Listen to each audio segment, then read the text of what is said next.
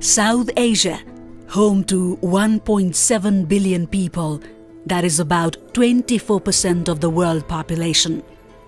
Here, the economic growth rate has averaged around 6% over the last 20 years. From the consumer point of view, the region could be considered as the capital of the world.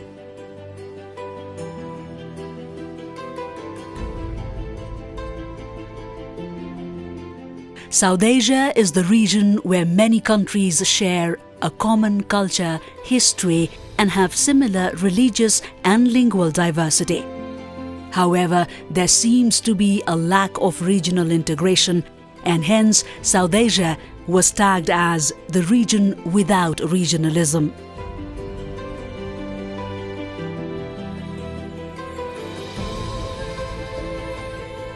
To address this problem, a regional organization, the South Asian Association for Regional Cooperation, commonly known as SAARC, was formed in 1984 by 7 countries including Bhutan, Bangladesh, India, the Maldives, Nepal, Pakistan and Sri Lanka, with Afghanistan joining in 2005.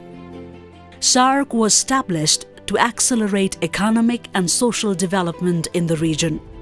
The policies of SAARC aim to promote welfare economics and collective self-reliance among South Asia.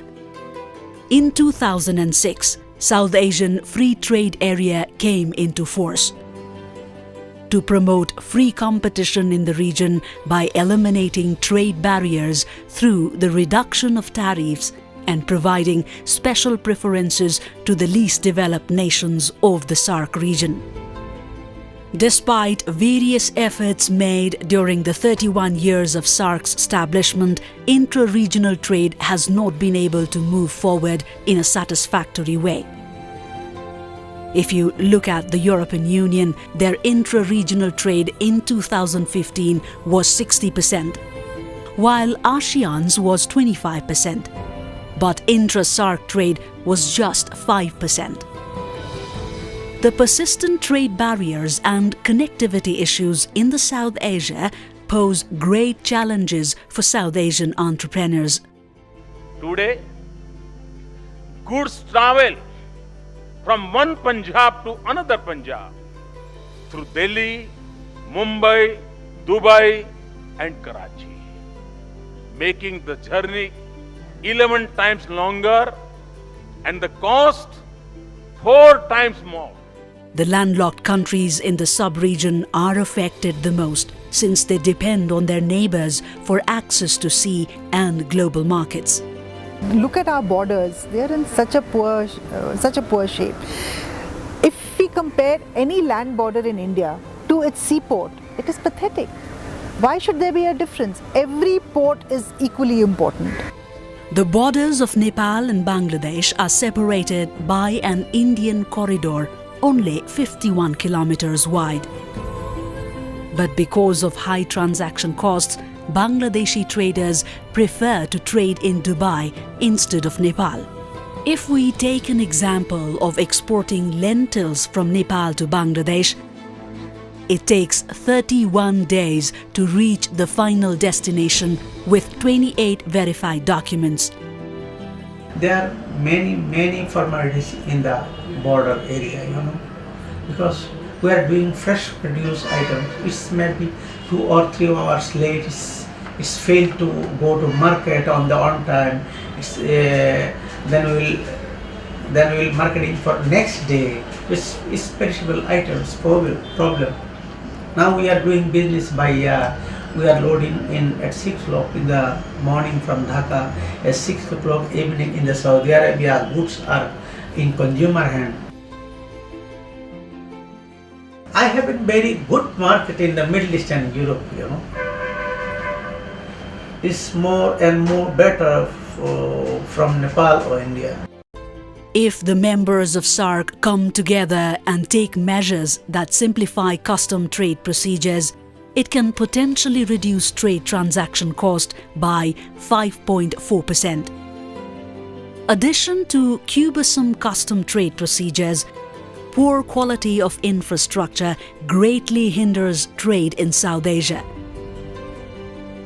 If we compare the infrastructure of China and South Asia, China's overall infrastructure is 18.6% better than that of South Asia, and Singapore's infrastructure stands at 45.3%.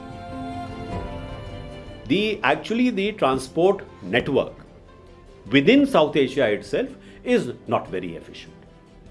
So the cost of transporting goods from, say, Nepal into India, or cost of goods being traded between India and Bangladesh, because the transport network is not very efficient, because the passage through the border itself is not very efficient. So trucks pile up at the border. The documentation required is very complex. So these are the kind of things which actually retard trade. Collectively, building infrastructure in the SAARC may have greater benefits for the members than concentrating only on domestic infrastructure. Shared infrastructure can provide economical alternatives and create opportunities for ease of access to regional markets and beyond. At the moment, each SAARC country has its own labeling, packaging and quality standards, which are not recognized by other SAARC countries. To address this issue, South Asian Regional Standards Organization (SARSO) is currently developing SAARC standards. It focuses on harmonizing national standards of the SAARC nations and promoting mutual recognition agreements with the view of removing such technical barriers to trade.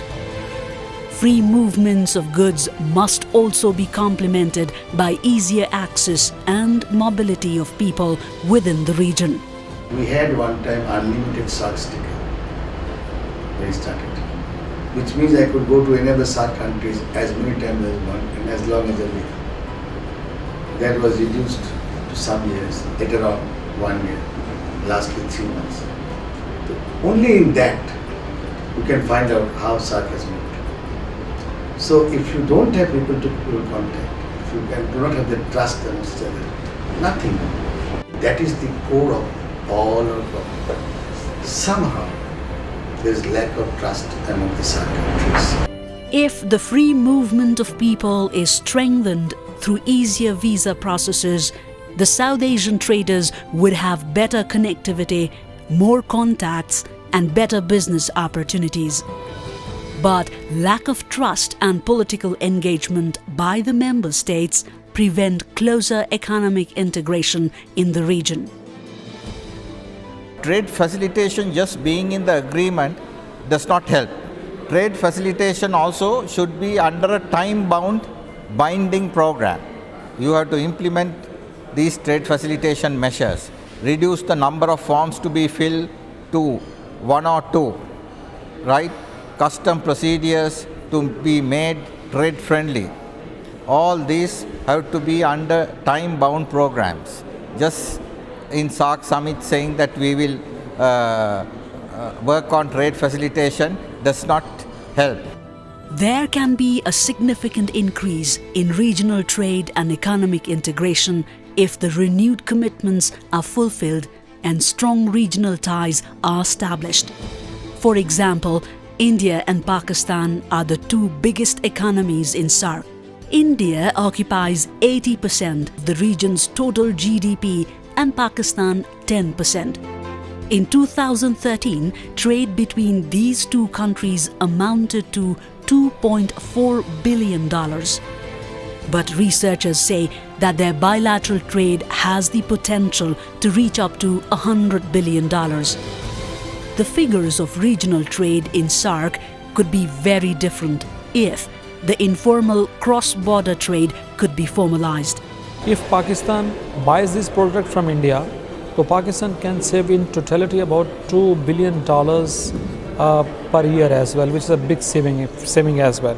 So similarly, Pakistan is some of the export products, they have the bigger potential to have the penetration into the bigger market of India. We believe that if India and Pakistan come closer together, the whole region will be is a beneficiary. Boosting regional value chains, particularly in least developed nations of SAARC, could enable businesses to move up in regional production networks. SAARC should focus on areas of comparative advantages, and one of the areas could be tourism. Also, there is wealth of opportunities in the region. If, for example, agricultural products are introduced in the value chain, or service industry is prioritized. The problem is that the trade is heavily in favor of India. We are exporting around $22 billion. Our total imports put together is less than $3 billion. That trade has to be little balanced. If it is heavily lopsided in favor of the other country, then our partner countries find ways and means to restrict it either through NTBs or technical barriers to trade, which is happening in India, South Asia, or India-SAFTA trade also. And that is something I think where we have to take few lessons. A key takeaway could be the further reduction of the sensitive lists under the SAFTA, in which 20% has already been reduced. Closer integration and greater solidarity among the member states is required for SAARC to move forward. Steps have already been initiated to capitalize on the natural complementarities in South Asia. Bhutan and Nepal have the capacity to meet the growing electricity demand of Bangladesh and India. More than 80% of their hydropower capacity can still be developed. This can help in creating more job opportunities to the young working population and promote regional economic growth. South Asia is a region full of hidden opportunities. Despite the current low level of inter-regional trade, the scope of the region should not be underestimated. Similarly, SAARC should increase its economic cooperation with Southeast Asia and other regions. If SAARC becomes more integrated, it has the potential to be one of the most vibrant economic centers of the world. We come from a common region, we have common history, most of us. We've enjoyed common trade in the past. We continue to enjoy trade in the present, but we must also realize that there's huge potentials to expand trade in the SAARC region, and we can do that.